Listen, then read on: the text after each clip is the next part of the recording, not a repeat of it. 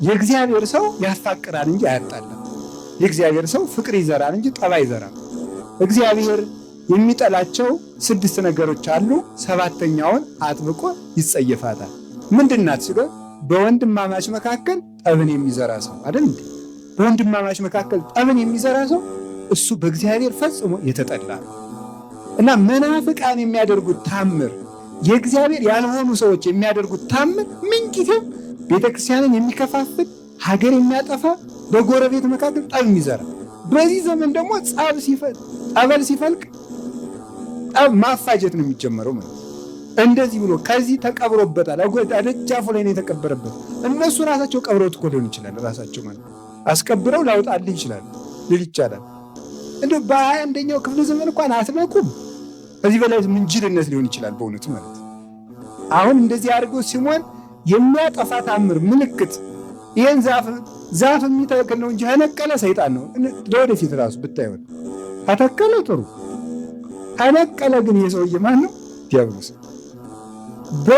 በሬ ያድናል እንጂ ሰው በሬ ገሎ ጴጥሮስ ጋር ይወዳደራል? በሬውን ገደለው አላለ። ተመልኮ ህዝቡ ደግሞ አጨበጨበ። አሁን ቅዱስ ጴጥሮስ በሬውን ባረከና አስነስቶ ሂድና ሲሞንን በቃል ሰብአዊ ጠርተህ ሲሞን ብለህ ጠርተህ ና ይልሃል ጴጥሮስ በለው። እንዲህ ካለ ደግሞ በቀንድ እያባረርክ አምጣው አለው። በሬውን አስነሳው። ያ በሬ እያባረረ ሲሞንን ከቅዱስ ጴጥሮስ ፊት ይዞት መጣ። እዚህ ውስጥ ደግሞ ምን አለ? ታምራት ሲህታ ታምራትማ ይሄ ነው። ደግሞ ወደ ማን ግልብጥ? ወደ ጴጥሮስ ግልብጥ። እስቲ አንድ ጊዜ ወደ ጴጥሮስ ግልብጥ በሉ። በዚያ ያስቀራል፣ ወደዚያ ሳትገለበጡ ማለት ነው። ስለዚህ አንዴ ወደ አንድ ጊዜ ወደዚህ ማለት ነው። ከዛ በኋላ ወደ ቅዱስ ጴጥሮስ ደግሞ ተመለሱ ማለት ነው። ተመለሱ። ከዛ በኋላ እነዚህ ሰዎች ጉዴን ጨርሰው ሳይገልጡብኝ ወዴት ልሄድ አለ? ወደ ሌላ ሀገር ልሄድ ብሎ ወደ ሰማይ ማድረጋለን። ህዝቡን ሰበሰበና ጭራሽ እናንተ የሚደንቃችሁ ጴጥሮስን አክላለሁ ማለት ነው፣ ክርስቶስን እተካከለዋለሁ ሊል ደግሞ ህዝቡን ሰበሰበና ያንተ ሀብት ይሄ ነው፣ ያንተ ሀብት ይሄ ነው፣ ያንተ ጸጋ ይሄ ነው፣ ያንተ ሀብት ይሄ ነው ብሎ የሰው ሀብት የሚናገር መስሎ ሀብት ተናግሮ በሉ እንግዲህ አጋንንትን ጠርቶ ወደ ሰማይ ይዛችሁኝ አድርጓል። ወደ ሰማይ ይዘውት ወጡ። አሁን እዚህ እንደቆምን አንድ ሰው ተነስቶ ወደ ላይ ወጥቶ ቢሄድ ምን ትላላችሁ? ምን ትላላችሁ? እኔን አሁን በዱላ ትሉኝ? ተኛ አርፈ ቁጭ ብላ አንተ እዚህ የበቃው ማየው ሲያርግ ለፈልፋለህ አንተ ማይክስ ነበር ምንድነው? እግዚአብሔር ሰው ወደ ላይ የሚወጣ ሰው አያምጣብን። እዚህ ውስጥ ቢወጣ ኑሮ አታተርፉንም እኮ። ወደ ላይ ወጥቶ አይደል ከፍ አለ። እንዲሁ ቅዱስ እንጦንስ የተናገረዋል። እግዚአብሔር የዘመኑን የትውልዱን ድካም ስለሚያደርገው ስለሚያውቅ ያለውን መከራ በውሉድ አይደግመውም። ቢደግመው ኑሮ እኮ ቁሞ የሚገኝ ሰው አይገኝም። ያ ታምር በዚህ ዘመን ቢደረግ ቁሞ የሚገኝ ሰው ይኖራል። ጨረሰን አንሳሳትም፣ እንሳሳታለን። ወጥቶ ሄደ። ቅዱስ ጳውሎስና ቅዱስ ዮሐንስ ደግሞ ዝም ትላለህ ሊቀ ሐዋርያቱ አንተ እያለ ብለን ነው እንጂ ታወርድ እንዳወርደዋል። እነሱም ታምር ማድረግ ስለሚቻላቸው ማለት ነው። ሊቀ ሐዋርያቱ አንተ እያለ ብለን ነው እንጂ አወርደው አሉ። ታውት ጥቂት ከፍ ይበላል። ጥቂት ከፍ ለምን አወዳደቁ እንዲከፋ ማለት ከፍ ካለ ቦታ ወደቀና ዝቅ ካለ ቦታ ወደቀ ይመስላል። ጥቂት ከፍ ይበላል። ከፍ አለ። መስቀሉን አውጥቶ ቅዱስ ጴጥሮስ አማተበ። አየሩንም ባረከው። ሲባርከው የዛ ጊዜ አጋንንት ከመስቀል ፊት መቆም ስለማይቻላቸው ጥለው ሸሹ። ወርዶ ተንቆጫቁጦ አመድ ሆኖ ተሰባብሮ ሞተ። እንዲህ ያለ ሞት እግዚአብሔር ይሰውረን። በእውነት ብዙ ታምር የሚያደርጉ ሰዎች ይነሳሉ። ይሁብኝ በሞቴ እንደው ዝም ብላችሁ ታግሳችሁ ይሁ መጨረሻቸው አያምር። በትዕቢት ከፍ የሚል ሰው መጨረሻው ውድቀት ብቻ ነው። ዘዋላ እንደ ዲያብሎስ ማለት ነው። መውደቅ የሚጀምሩ ሰዎች ከፍ ማለት ነው የሚጀምሩ። ይህ ሰው ወደቅ። በኋላ የእሱ ደቀ መዛሙርት ያላፈሉት ክደት የለም። አንዳንዶቹ ነፍስ ትሞታለች፣ አንዳንዶቹ ኃጢአት የባህሪ ተደርጎ ተፈጥሯል፣ አንዳንዶቹ ትንሣኤ ሙታን የለም፣ አንዳንዶቹ ደግሞ ወልድን አብ ሲያስገኘው አብን ያስገኘው ደግሞ ሌላ አለ፣ አንዳንዶቹ ደግሞ ሁለት ማዕርግ አለ፣ አንዳንዶቹ ደግሞ 3 ስልጣን አላቸው የአብ የወልድ መንፈስ ቅዱስ እንዲህ ያሉ ብዙ ክደት አመነጩ። ይህንን ስላፈለቁ አባቶቻችን ነአምን በአሐዱ አምላክ እግዚአብሔር አብ ገባሬ ኩሉ ፍጥረት አብ ለዚህ ነው አምላክን ወመድኃኒነ ኢየሱስ ክርስቶስ እስመ አልቦ ውስተ ህላዌሁ አመክንዮ በባሕርዩ አስገኝ የሌለበት ቅድመ ዓለም በነበረ 22ቱን ስነ ፍጥረት በፈጠረ ዓለምን አሳልፎ በሚኖር በእግዚአብሔር አብ እናምናለን፣ በአንድ አምላክ እናምናለን ብለው ለዚህ ክደት መርቻ ዲድስቅልያ የሚባል 43 አንቀጽ ያለው መጽሐፍን ደረሱ። ከዚያ ውስጥ አመክንዮ የሚባለውን በቅዳሴ ጊዜ እንጸልየዋለን። ቅዳሴ ሃይማኖት፣ ተስፋ፣ ፍቅር የሚፈጸሙበት የአምልኮ ፍጻሜ ነው። አሐዱ አብ ቅዱስ፣ አሐዱ ወልድ ቅዱስ፣ አሐዱ ውእቱ መንፈስ ቅዱስ ብለን ሃይማኖታችን እንመሰክራለን። ፍቅር ደግሞ ተአምኑ በበይናቲክሙ ጸልዩ በእንተ ሰላም ተብሎ ታማ ቅዱሳት ከኤሳው ከይሁዳ ከባብ በተለየ ሰላምታ ሰላም ተባበሉ ፍቅር ይኖራችሁ ተብሎ ደግሞ ፍቅር ይፈጸምልናል።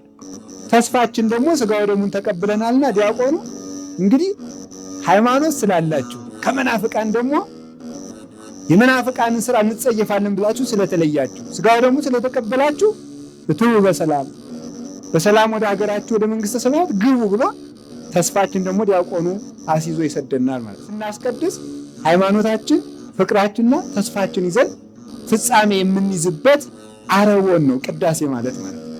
ሃይማኖት ቅዳሴ ምንድን ነው ካላችሁ፣ ቅዳሴ ሃይማኖታችን የምንመሰክርበት፣ ፍቅራችን የምንተገብርበት፣ ተስፋችን የምንይዝበት ነው።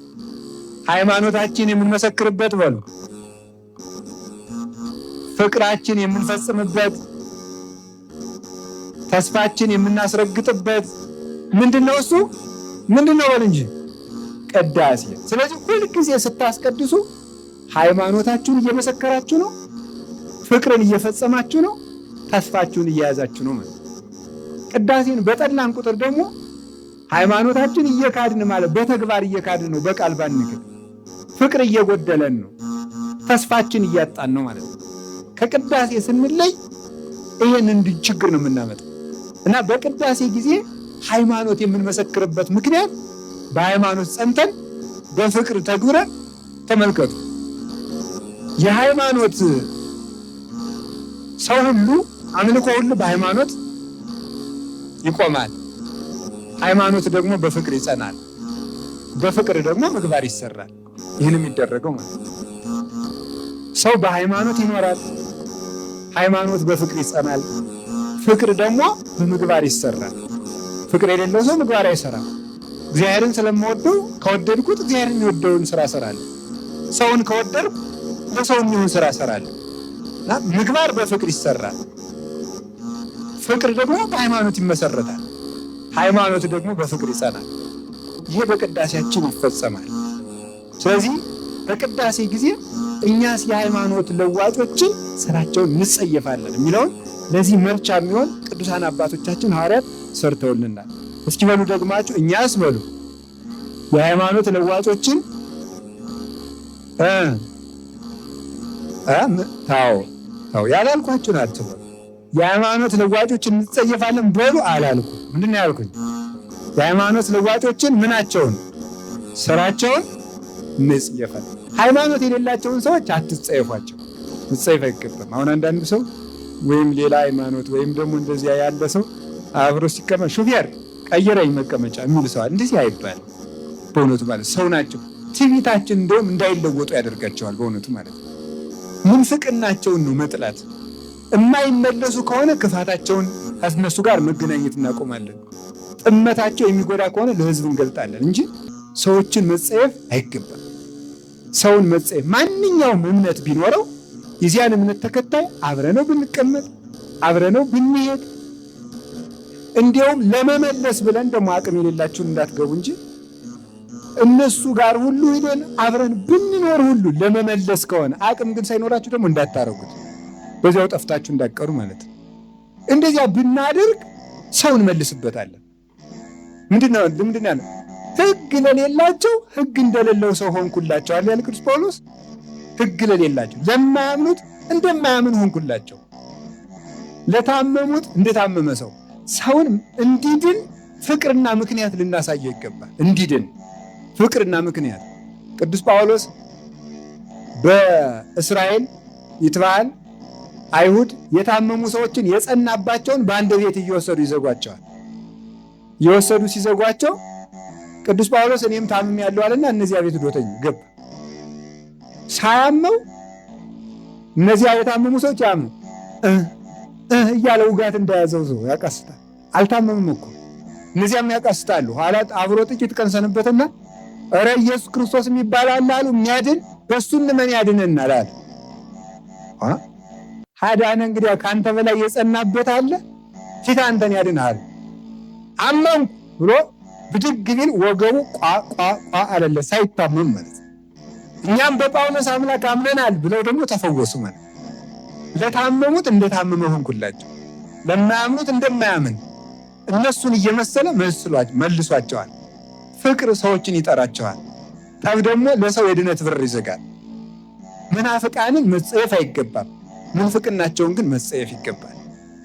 ቅዱስ አትናቴዎስ ሐዋርያዊ አሬዎስን አሬዎስ አንተን እወድሃለሁ ክደትህን ግን እጠላታለሁ ይለው ነበር።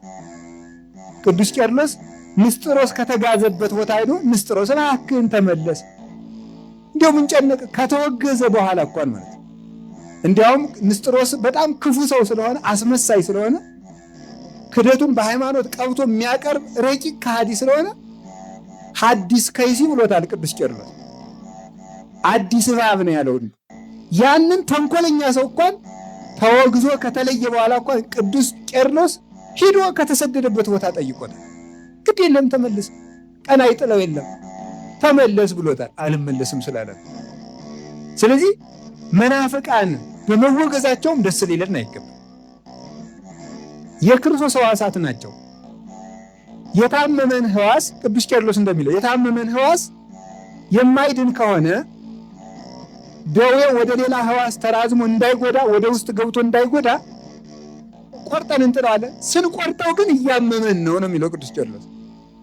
እያለቀስን ነው፣ ሌላውን እንዳያበላሽ ብለን የምንቆርጠው እንጂ መናፍቃንንም ስናወግዛቸው እያዘንን የምናወግዛቸው ብሎ ተናግሯል።